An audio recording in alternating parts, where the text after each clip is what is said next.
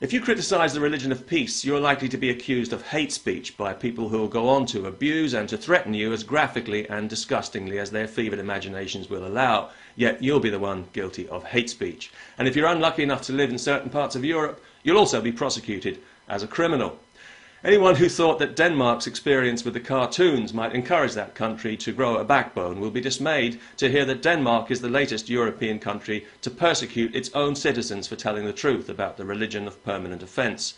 This week, Lars Hedegaard, president of the Free Press Society, is on trial in Denmark for accurately referring to the comparatively high number of family rapes in Islamic culture. As most people know, violence against women and girls is one of the things that make Islamic culture distinctly inferior to Western culture. Not different, but significantly less civilized.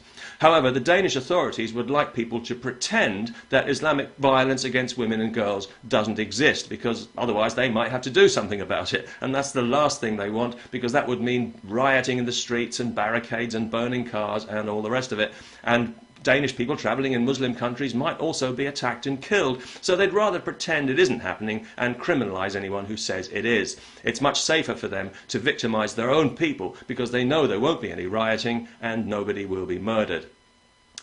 In this trial, as with the other two show trials currently underway in the Netherlands and in Austria, the truth is no defence, because this is not about establishing the truth or upholding the truth, which is what justice is supposed to do. It's about suppressing the truth to appease the threat of Muslim violence, which makes it an act of cultural terrorism. And it's compounded by the fact that we haven't heard a word about any of this from the Western media, the so-called free press, who seem to want to keep it as their little secret. If not for the internet, nobody would even know this trial was happening, or the one in Austria for that matter. Causing offence is now a crime in several European countries. Doesn't anyone in the Western media have anything critical to say about that at all? Or are they all too stupid and complacent to realise that these laws also threaten the freedom of the press, as well as that of ordinary people to express an honest opinion?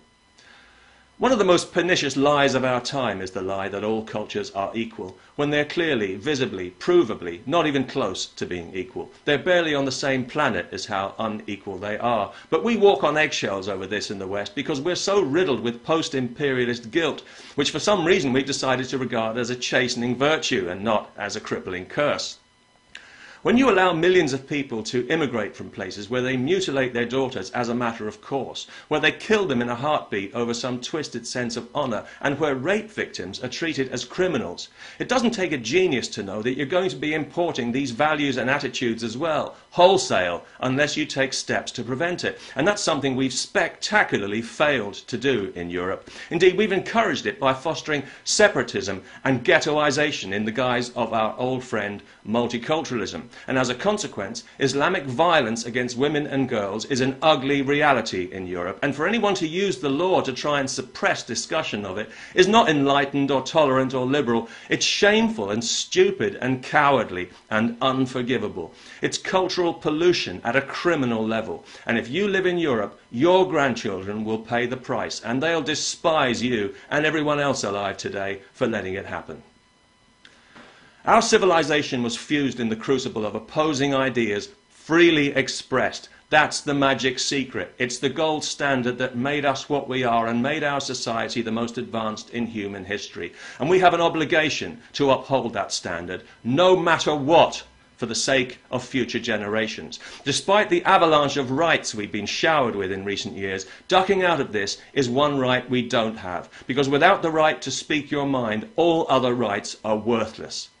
Free speech is not the property of this generation of spineless appeasers. It's as intrinsic and essential a part of our identity as the Quran is for Muslims, and nobody has the right to restrict it or to modify it, regardless of who claims to be offended. Anyone who insists on being offended is welcome to grow a thicker skin or go and live somewhere else. And if they don't like that, they can go to hell, and that includes all public prosecutors and the horse they rode in on. Peace. Can I say that?